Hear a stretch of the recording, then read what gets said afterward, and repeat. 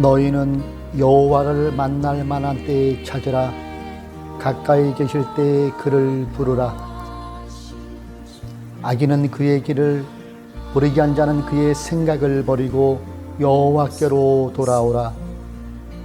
그리하면 그가 긍휼히 여기시리라. 우리 하나님께로 돌아오라. 그가 너그럽게 용서하시리라. 우리가 아직 죄인 되었을 때에 그리스도께서 우리를 위하여 죽으심으로 하나님께서 우리에 대한 자기의 사랑을 확증하셨느니라. 그러면 이제 우리가 그의 피로 말미암아 의롭다 하심을 받았으니 또 그로 말미암아 진노하심에서 구원을 받을 것이니. 아멘.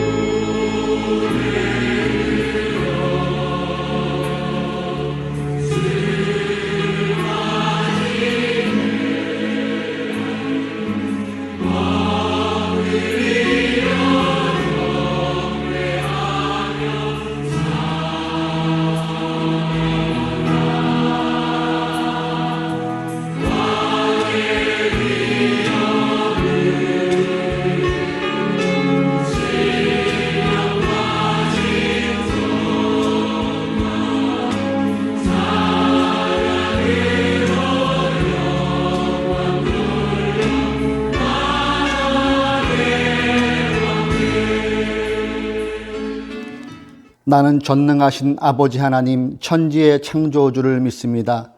나는 그의 유일하신 아들 우리 주 예수 그리스도를 믿습니다. 그는 성령으로 잉태되어 동정녀 마리아에게서 나시고 본디오 빌라도에게 고난을 받아 십자가에 못 박혀 죽으시고 장사된 지 사흘 만에 죽은 자 가운데서 다시 살아나셨으며 하늘에 오르시어 전능하신 아버지 하나님 우편에 앉아 계시다가 거기로부터 살아있는 자와 죽은 자를 심판하러 오십니다. 나는 성령을 믿으며 거룩한 공교회와 성도의 규제와 죄를 용서받은 것과 몸의 부활과 영생을 믿습니다. 아멘.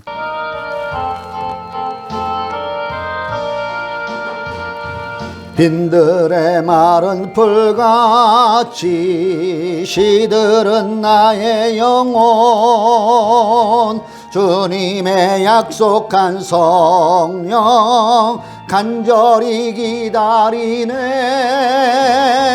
가물음의 마른 땅에 단비를 내리시듯 성령의 단비를 부어 새 생명 주옵소서.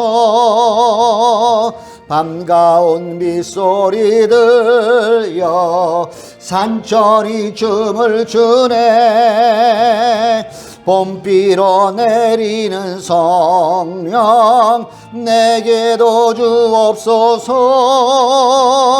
가물음의 마른 땅에 단비를 내리시듯 성령의 단비를 부어 새 생명 주옵소서.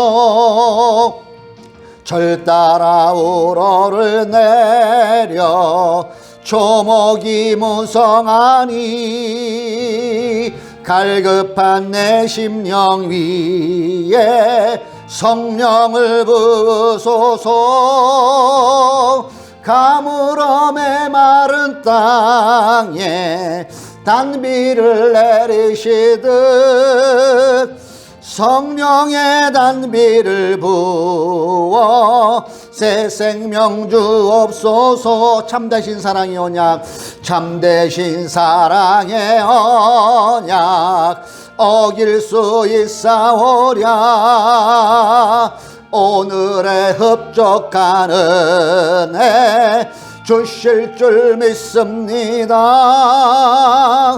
가물어 메마른 땅에 단비를 내리시듯 성령의 단비를 부어 새 생명 주옵소서. 아멘. 우리 잠시 기도하겠습니다. 할렐루야. 메마른 심령에 단비를 부어주시는 성령님의 은혜가 오늘도 거룩한 주님의 날에 우리에게 임하게 하심을 믿으며 감사를 드립니다. 예수 그리스도의 보혈의 공로로 우리를 죄사함 받게 하시고 주의 사녀 삼아주시고 오늘 거룩한 주님의 날에 예수의 이름을 의지하여 예수의 피의 공로를 힘입어 주 앞에 담대히 나와 하나님 앞에 예배드릴 수 있게 하여 주시니 감사합니다. 이 시간 우리의 심령을 주님의 보혈로 덮어주시고 온전히 하나님만 예배하는 귀한 예배 시간 되게 하여 주시기를 기도합니다. 나라와 민족을 위하여 오늘도 변함없이 기도합니다. 주여 이 땅에 하나님께서 함께하여 주셔서 어려울 때마다 주님의 크신 은혜로 모든 위기들을 잘 이겨낸 것처럼 앞으로도 우리 주고 대한민국 가운데 우리 하나님의 능력의 팔이 늘 함께하여 주셔서 어려움이 있고 또 여러 가지 난관이 있을지라도 주님을 바라보므로 우리 대한민국이 잘 순행할 수 있도록 주여 크신 은혜를 더하여 주옵소서. 대통령과 모든 위정자들이 국민의 신망을 받는 저들 되게 하여 주시고 국민의 신뢰 속에 국정을 잘 이끌어갈 수 있는 리더십과 분별 또한 허락하여 주시기를 간구합니다. 서민들은 우리 국민들 난방비가 많이 올라서 시름이 깊어가고 있는 이때입니다. 물가가 많이 올라가고 있습니다. 주여 우리 대한민국을 붙잡아 주셔서 경제 또한 회복되게 하여 주시고 코로나의 끝자락에서 완전히 벗어나서 주님 안에 복지나라 되게 하여 주시기를 간구합니다. 이웃에 있는 시리아 트리니에에 엄청난 지진이 나서 이제 수만 명을 넘어 수십만 명의 사상자가 나타나고 있습니다. 강심한 규모의 엄청난 사람들이 인명피해를 입은 이때에 주여 어찌합니까? 졸지에 자녀와 남편과 사랑하는 자녀를 잃고 울부짖고 있는 저들 가운데 위로의 주님께서 찾아가 위로하여 주시고 모든 복구가 순적히 잘 진행되어서 일상이 회복되는 그 나라 되게 하여 주시고 세계 여러 나라가 이 일에 관심을 가져서 모든 것이 복구되는 은혜가 임하게 하여 주옵소서. 하늘의 푸른 교회 위에 함께 하여 주시니 감사합니다. 하나님을 높이고 복음으로 이웃을 섬기는 사도행전의 건강한 공동체의 그 비전을 우리의 일상에서 하루하루 실현하고 나가고 있사오니 도우시는 성령님께서 우리 성도님들과 함께하여 주시고 성령으로 충만하여서 우리가 어디에서나 예수 그리스도를 보여주는 작은 화면으로 살아갈 수 있도록 인도하여 주옵소서. 이 시간 또 유튜브로 함께 예배드리는 우리 사랑하는 성도님들에게도 형편과 처지를 아는 주님께서 그들에게 찾아가 위로하시고 응답의 하나님을 만나게 하여 주옵소서. 오늘도 우리가 말씀을 읽고 주의 뜻을 헤아리길 원합니다. 주여 말씀 가운데 성령으로 함께하여 주옵소서. 여러 가지 문제 있는 자 있습니까? 물질이든 또 경제적인 어려움과 또 질병이 있는 자 있습니까? 주님께서 치료의 강선을 바라여 주시기를 간구합니다. 온전히 주님만 영광 받으시기를 믿사오며 우리를 구원하여 주신 예수님의 이름으로 간절히 기도드립니다. 아멘.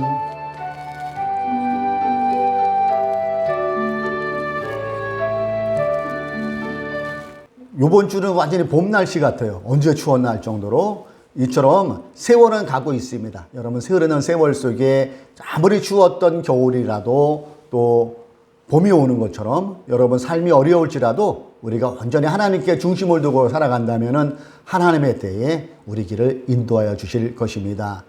기도에도 잠깐 밝혔지만 이웃나라 시리아 트리키에 바람이 되게 어려워요. 그 나라 지금 많은 어려움을 당하고 뉴스를 잠깐 보니까 자녀들을 다 잃고 할머니가 혼자 살아남았더라고요. 얼마나 고통스러우시겠어요. 그래서 우리 교회도 이따가 예배 마치고 잠깐 마음을 합쳐서 구제금이라도 좀 보낼 수 있는 그것을 좀 한번 논의해 보기를 소망합니다. 자, 우리 오늘 하나님의 말씀 창세기로 다시 넘어왔습니다. 창세기 오늘 28장을 한번 보기를 원합니다. 창세기 28장 20절로 22절입니다. 창세기 28장 20절로 22절.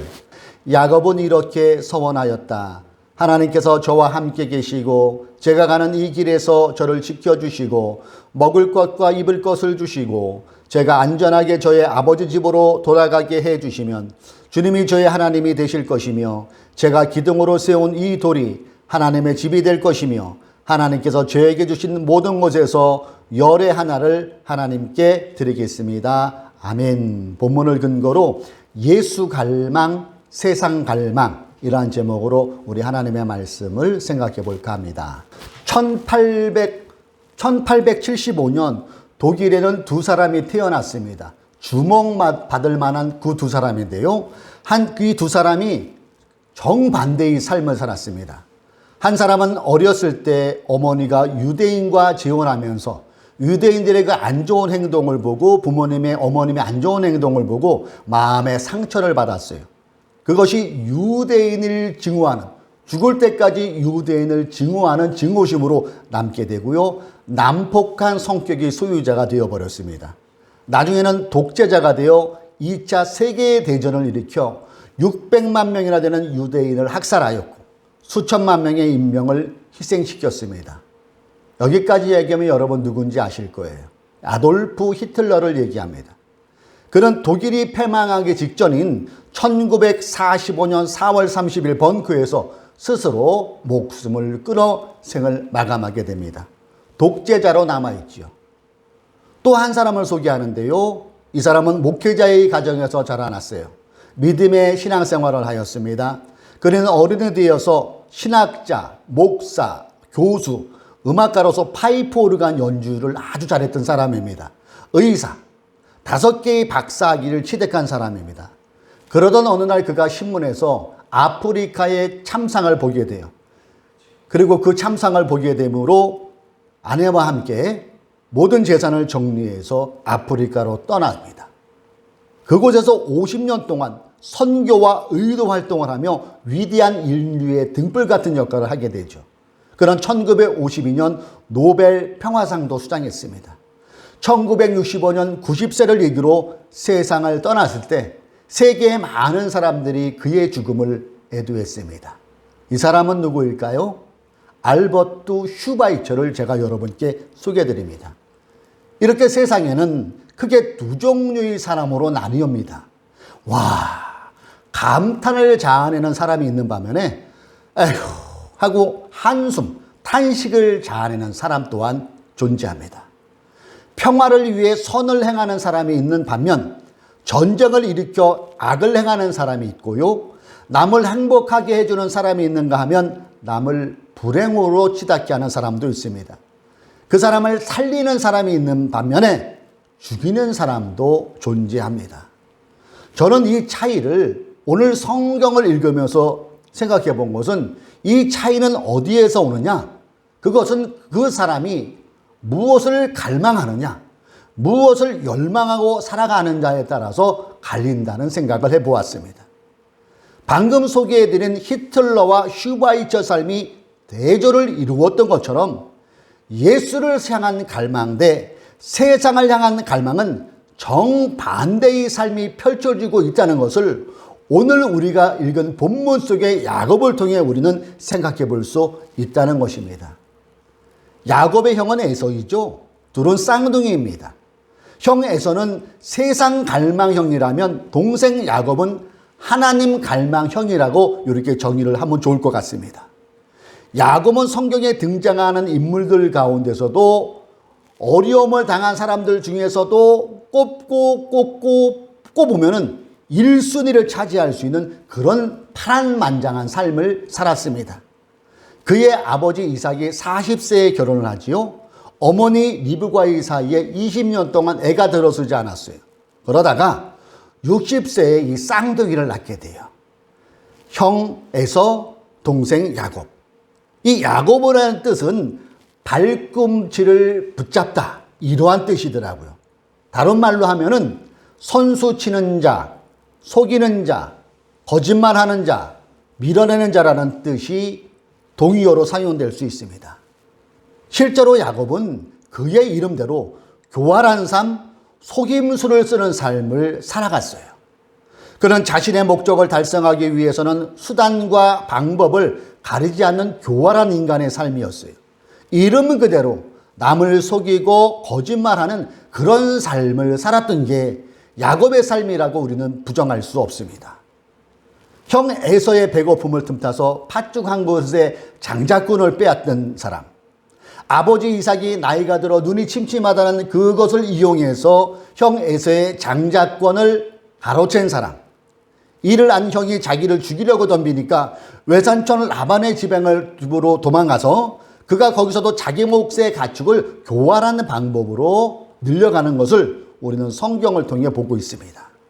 그래서인지 그의 신앙도 무조건적 신앙이 아닌 유조건적 신앙임을 보게 돼요.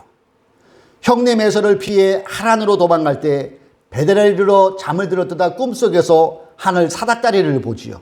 그리고 하나님께서 그에게 언약의 백성에 대한 축복을 약속하시고 꿈에서 깨어나요. 그리고 그가 하나님께 서원 기도를 합니다. 그 내용이 오늘 우리가 함께 읽은 본문의 내용이에요. 여러분이 이 내용을 가만히 보면서 생각해 볼 것은 야곱이 무조건적으로 하나님께 소원을 했나, 아니면 유조건적으로 조건부를 가지고 하나님께 소원 기도를 한번 살펴보세요. 제가 다시 한번 읽어볼게요. 야곱의 마음으로 여러분 한번 보세요. 야곱은 이렇게 소원하였다. 하나님께서 저와 함께 계시고 제가 가는 이 길에서 저를 지켜주시고 먹을 것과 입을 것을 주시고 21절 제가 안전하게 저의 집으로 돌아가게 해주시면 조건부 아닙니까? 주님이 저의 하나님이 되실 것이며 22절 제가 기둥으로 세운 이 돌이 하나님의 집이 될 것이며 하나님께서 저에게 주신 모든 것에서 열의 하나를 하나님께 드리겠습니다. 그렇죠? 야곱은 이제부터 여호와를 나의 하나님으로 삼고 여호와 하나님만 의지하며 감사하는 삶을 살겠습니다. 이렇게 소원 기도하지 않았어요. 나에게 이렇게 해주시면은 조건부입니다. 내가 당신을 나의 하나님으로 모시겠습니다. 조건부 문장. 얼마나 야곱이 계산적이며 자기 중심적으로 지금 기도하고 있는가를 우리는 본문을 통해 볼 수 있어요. 이것이 바로 야곱의 타고난 인간됨이었고 야곱은 그렇게 인생을 살아갔어요. 그런데 희한한 것은 이런 야곱인데, 남을 속이던 야곱이고 계산적인 야곱인데, 그가 선민 이스라엘 백성의 12지파의 조상이 되고 성경에서 손꼽히는 하나님의 사람으로 기록되어 있다는 겁니다. 좀 앞뒤가 맞지 않습니까? 남을 속이고 조건적인 그런 사람이 어떻게 하나님의 그런 12지파의 영광을 소유하는 그런 영광을 부여받았을 거예요. 저는 이 말씀을 가만히 생각하면서 그 이유를 갈망에서 찾아보았습니다. 갈망. 이게 키워드예요. 갈망이란 말이 무슨 말입니까? 목마른 사람이 물을 바라듯 간절한 바람이 갈망이라고 하잖아요. 갈망을 다른 말로 열망이라고도 표현합니다. 야곱의 하나님을 향한 갈망, 이 갈망이 그의 삶에서 온갖 우여곡절을 겪어가면서 그의 신앙과 인품이 다듬어지게 되고 결국엔 이스라엘 12지파의 조상으로 우뚝 세워지는 영광을 누리게 하였구나. 이것을 저는 생각해 보았다는 것이죠. 반대로 형 에서를 한번 생각해 볼까요? 형 에서는 하나님 갈망형이 아닌 세상형 갈망형으로 삶은 대표적인 인물로 표현되고 있어요. 그의 이름이나 외모나 행적으로 볼 때 그는 야성적이고 혈기왕성하며 육적인 성품을 지닌 사람을 보게 돼요. 대표적으로 창세기 25장 27절에 보면은 이런 구절이 나옵니다. 두 아이가 자라 에서는 날쌘 사냥꾼이 되어서 들에서 살고, 에서를 이렇게 표현합니다. 날쌘 사냥꾼 들에서 살았다. 이것이 우리에게 다가오는 것은 뭡니까? 섬세함이 아니죠. 와, 굉장히 다혈질적이겠구나, 터프하겠구나. 되는 대로 살았나? 그런 생각을 주게 돼요. 그런데 야곱은 창세기 기자는 이렇게 표현합니다. 창세기 25장 27절 하반절. 야곱은 성격이 차분한 사람에 대해서 주로 집에서 살았다. 이렇게 기록되어 있어요. 당시 그들의 아버지 이삭은 그 팔레스타인 가나안 지역에서 거부였어요. 많은 양떼를 가지고 있었고 소떼 이런 가축들을 거느리고 있었습니다. 그리고 에서는 그 가정의 장남, 상속권 1순위. 그러니까 에서는 생계를 위해 사냥을 한 게 아니라는 것이죠. 그냥 취미로, 재미삼아, 심심하니까 취미로 사냥을 하겠다는 것을 우리는 생각해 볼 수 있어요. 사냥을 즐기는 부잣집 큰아들. 이게 에서의 형편이었다는 거예요. 앞으로 부모의 모든 재산과 축복을 물려받을 장자. 여러분, 이 에서를 보면서 여러분은 어떤 생각이 연상됩니까? 여기서 창세기 26장 34절과 35절은 에서를 향한 그의 태도를 우리는 가늠케 해주는 구절이 여기에 나와요. 창세기 26장 34절로 35절을 제가 읽어봅니다. 에서는 40살이 되는 해에 햇사람 부에리의 딸 유딧과 햇사람 엘론의 딸 바스맛을 아내로 맞았다. 35절. 이 두 여자가 나중에 이삭과 리브가의 근심거리가 된다. 기쁨을 주는 삶이 아니었어요, 부모님에게. 그저 부유한 가정의 맏아들로 태어나 가정의 일을 돌보기는커녕 부모님의 기쁨을 드리는 그런 행동은커녕 오로지 자신의 즐거움, 엔조이 추구를 위해 들판을 돌아다니며 사냥을 즐기는 에서였구나를 우리는 생각해 볼 수 있죠. 이처럼 형 에서는 요즘으로 치면 부모가 가진 많은 재산 덕분에 아무 없이 금숟가락 들고 태어났다는 것이죠. 그리고 철없는 부잣집 큰아들이었다는 겁니다. 그런 그가 어느 날 부모의 허락도 없이 이방 여인을 아내로 데려온 거예요. 그것도 한 명이 아닌 둘씩이나 데려왔다는 거 여러분 생각해 보세요. 얼마나 이 이삭과 리브가가 충격을 받았겠어요. 에서의 할아버지가 아브라함인데 할아버지는 그 아들 이삭, 자기의 아버지 아내를 구하기 위해서 얼마나 애썼는지를 우린 지지난 시간에 살펴본 기억이 나실 거예요. 이처럼 아버지 이삭은 오직 리브가만을 아내로 삼아 일평생을 살아가고 있는데 에서는 그와 반대로 방탕한 그런 모습으로 부모님에게 표현되어 오고 있는 거예요.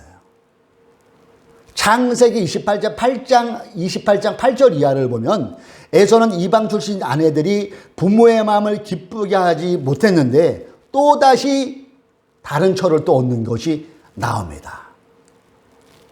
방탕한 삶이죠. 이에 반해 야곱의 삶은 어떠했습니까? 형 에서와 대비해 볼 때 25장 7절에 보면은 제가 다시 읽어봅니다. 두 아이가 자라 에서는 날쌘 사냥꾼이 되어서 들에서 살고 그 다음에 야곱에 대해서 이렇게 표현합니다. 야곱은 성격이 차분한 사람에 대해서 주로 집에서 살았다. 그러니까 에서가 눈앞에 계략가 이끌려 그때그때의 욕구 충족만을 일삼으며 살아가고 있을 때 야곱은 조용히 집에 머물면서 부모님을 도와 가정사를 돕고 있었다는 것이죠.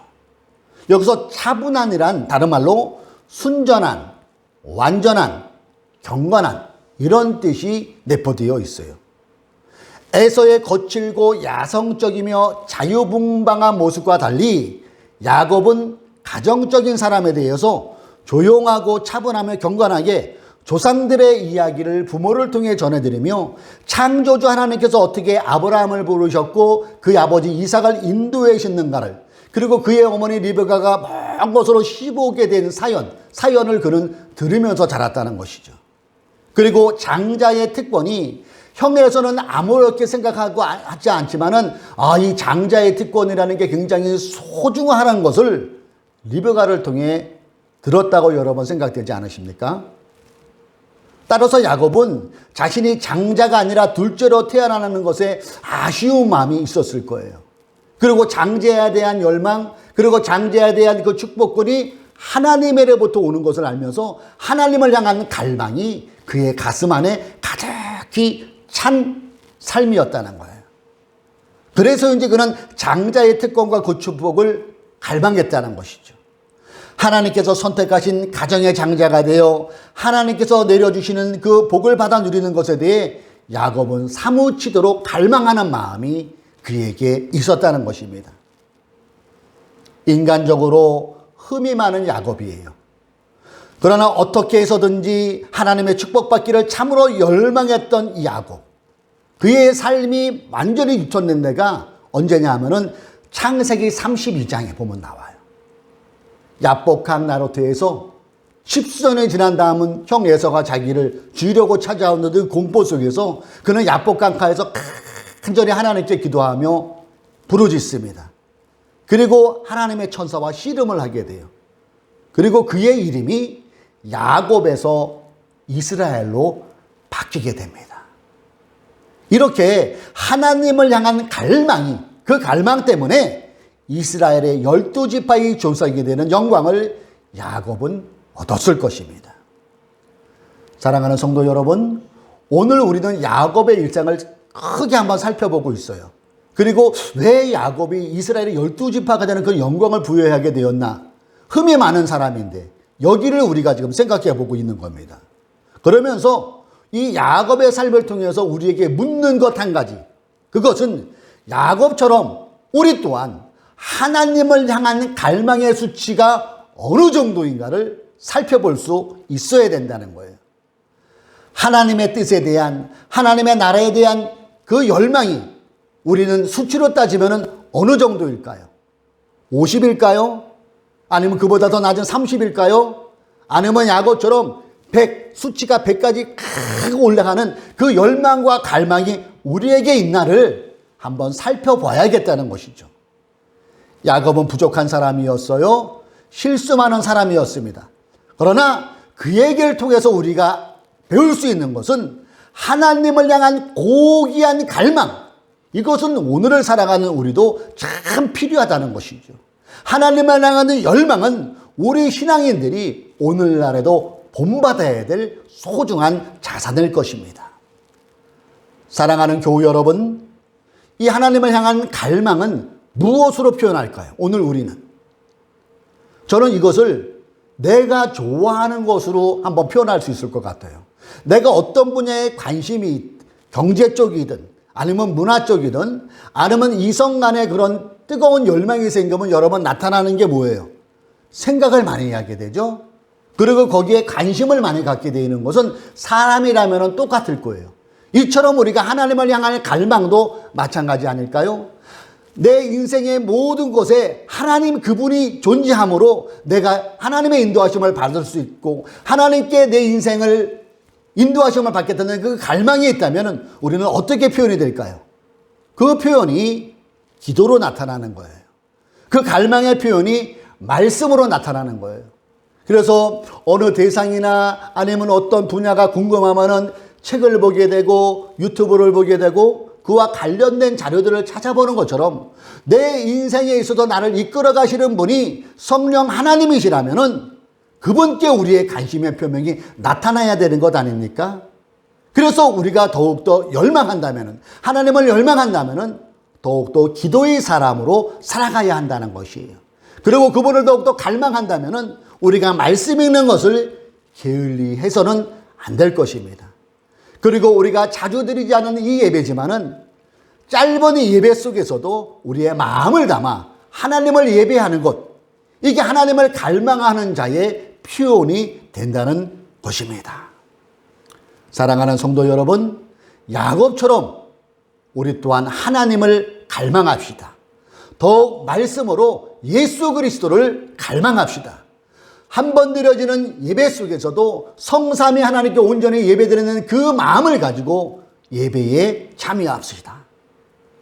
하나님을 갈망하는 자는 사기꾼 야곱을 이스라엘로 바꿔주신 하나님께서 우리에게도 우리가 하나님을 갈망한다면 성령님의 도우심으로 점점 더 예수 그리스도를 닮아가는 성품으로 우리도 하나님께서 바꿔주실 것입니다.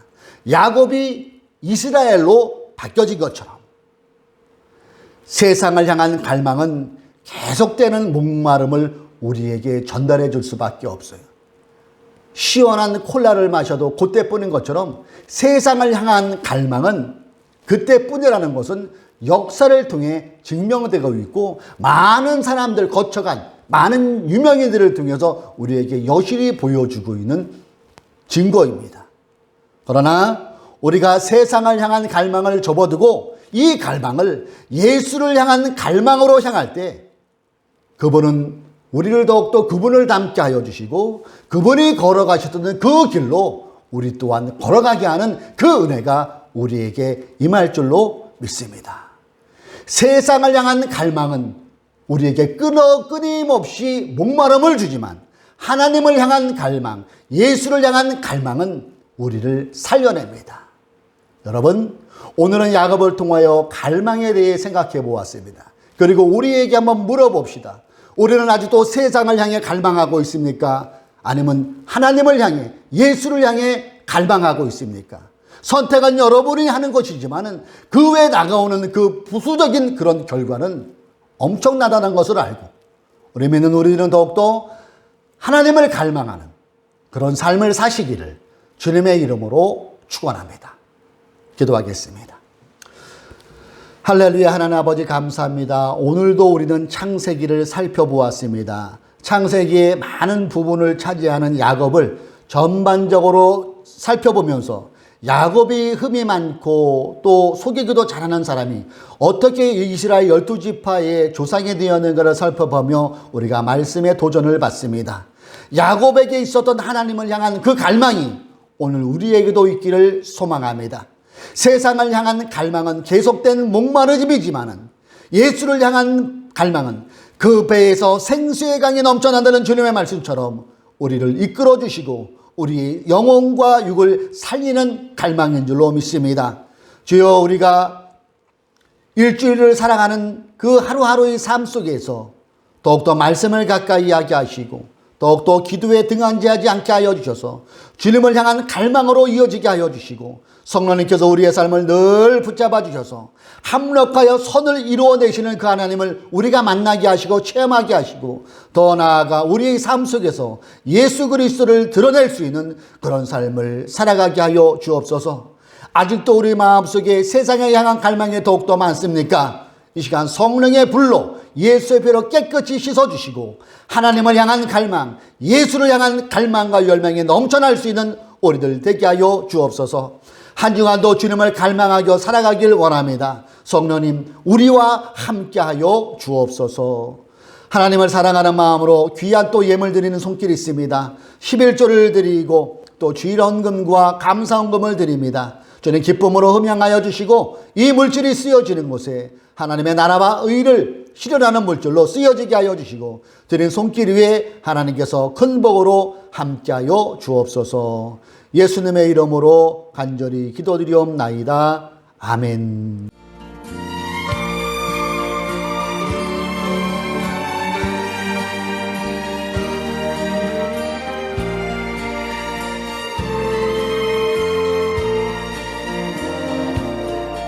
밤 깊도록 동산 안에 주와 함께 있으려 하나 괴로운 세상에 할 일 많아서 날 가라 명하신다. 주가 나 함께 동행하면서 나의 친구 되시오니 우리 서로 받은 그 기쁨은 알 사람이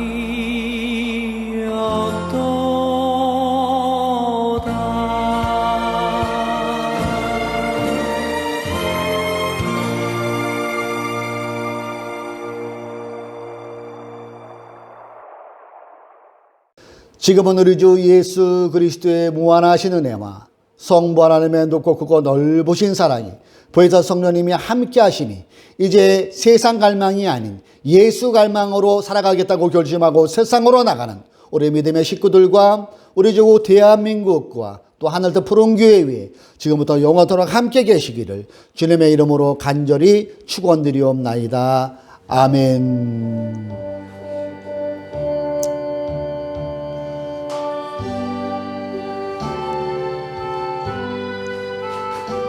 아버지 주님.